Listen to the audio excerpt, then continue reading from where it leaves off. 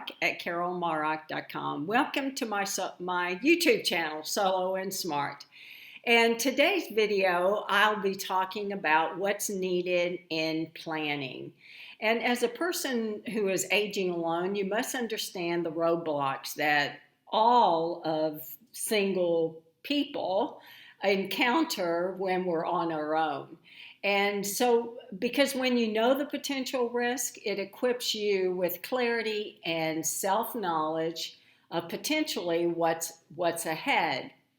And in my solo aging master group coaching, these are the topics that we'll be addressing over the next many months. So the participants will begin planning for the future by knowing what they need most right now as it relates to the years ahead.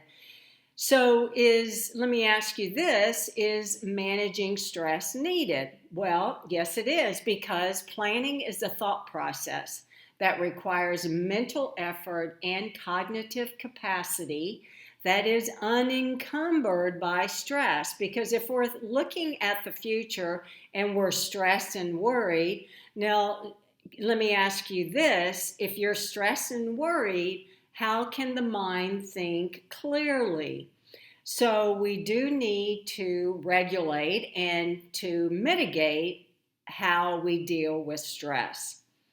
Another thing we discuss is better health. And so that's a good question. Is better health needed?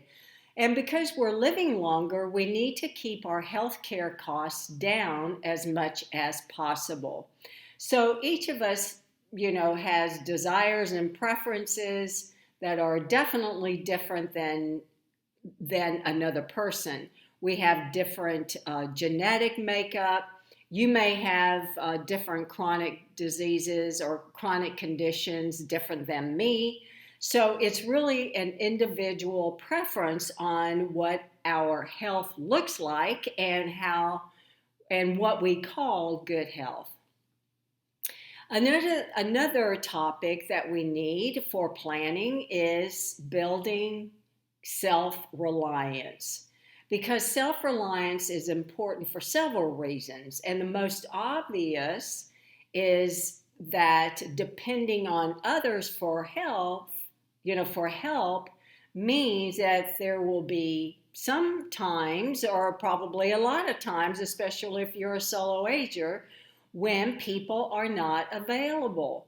So we need to know that we can solve our own problems, make decisions for ourselves, and also to make sure that we can feel happy by ourselves and that we don't need others to rely on. And those are just a few examples.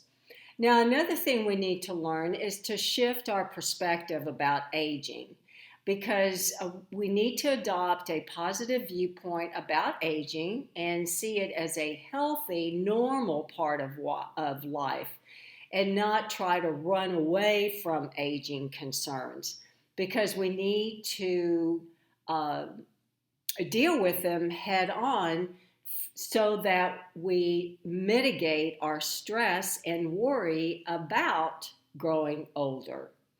We also need to meet new people and stay engaged. And living in isolation and being lonely can be dangerous for our health. And staying socially active as you age can reduce risk for various mental health issues, including depression and even Alzheimer's disease. So taking care of practical necessities is really about building a foundation of even before we start planning.